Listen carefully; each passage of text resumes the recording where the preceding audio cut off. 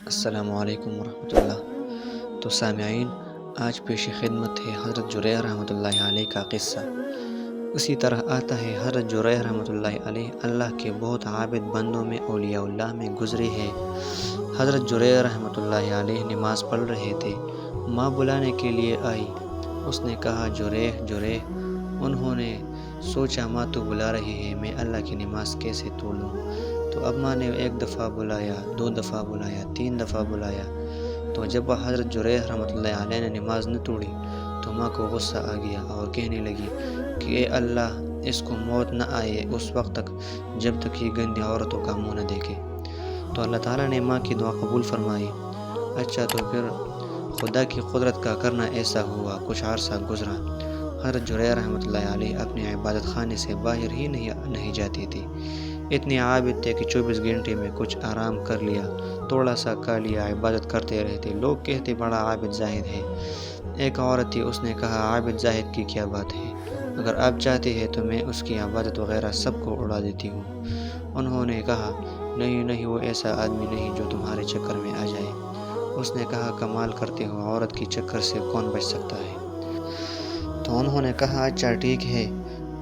تو وہ عورت بھی اپنی وقت کا فتنہ تھی، حسن تھا، جمال تھا اس کے پاس۔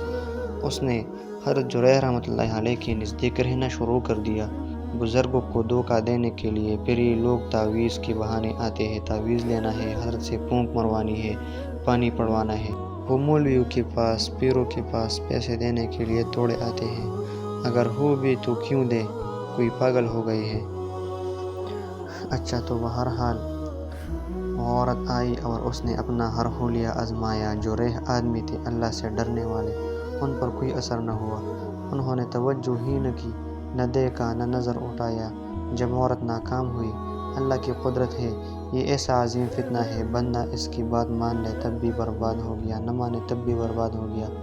نہ مانو تو الزام لگا دے گی، مان لو تو گناہ میں برباد ہوگی، نہ مانو تو الزام میں برباد ہوگی۔ بچتا نہیں آدمی اس کے فتنے سے، یہ بلا ایسی ہے جناب۔ جب وہ ناکام ہو گئی تو اس نے سوچا یہ پیر صاحب ہم سے بچ گئے، اب دیکھتے ہیں کیسے بچتا ہے۔ اس نے جا کر بکریوں کے چرواہے سے ناجائز تعلق قائم کیا۔ اس سے جب بچہ پیدا ہوا، حاملہ ہو گئی اور بچے کو چن لیا۔ پھر اس عورت نے بچہ اٹھا کر حضرت جریح رحمۃ اللہ علیہ کے عبادت خانے کے سامنے کھڑی ہو گئی، چیخنے لگی تم نے میرے ساتھ گناہ کیا، بچہ پیدا ہو گیا، رکو اندر، ہم کہاں جائیں؟ اب میں تمہارے بچے کو لے کر کہاں جاؤں؟ اب جناب آگے قوم ہوتی ہے، قوم کا تو آپ کو پتہ ہے، کہہ دو زندہ باد تو زندہ باد، کہہ دو مرد آباد تو مرد آباد۔ ان کا عقیدہ تو ویسے ایسے ہوتا ہے، 1 منٹ میں زندہ باد، دوسرے منٹ میں مرد آباد۔ قوم بھاگتی ہوئی آئی، قوم نے نہیں سوچا کہ یہ عورت سچ کہہ رہی ہے، جھوٹ کہہ رہی ہے۔ انہوں نے توڑ پھوڑ کر سارا عبادت خانہ اڑا دیا اور حضرت کو بھی مار رہے ہیں۔ اب حضرت رو رہے ہیں۔ انہوں نے کہا اللہ کے بندو، بات تو سنو، قوم تو جذبات میں ہے، ماننے پر آ جائے تو مسیح کو خدا بنا کر سجدہ کر دے، اور نہ ماننے پر آئے تو عیسیٰ علیہ السلام کو پھانسی پر لٹکانے کی فکر یہ تو قوم میں ہے، قوم کا کیا ہے؟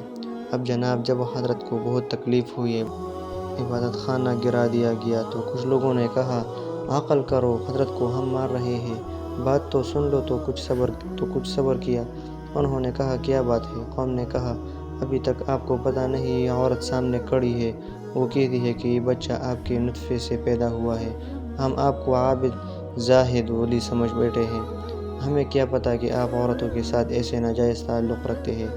حضرت کو جوش آیا، حضرت نے فرمایا او بچے تم بولو، تمہارا باپ کون ہے؟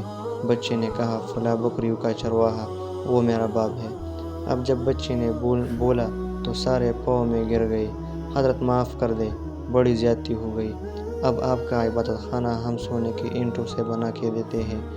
حضرت نے فرمایا مٹی کا ہی رہنے دو، یہ تمہارا بھی قصور نہیں، مجھے ماں کی بددعا لگی ہے، میرے ماں نے مجھے بددعا کی تھی کہ اے اللہ اس کو اس وقت تک موت نہ آئے جب تک یہ گندی عورتوں کا منہ نہ دیکھ لے۔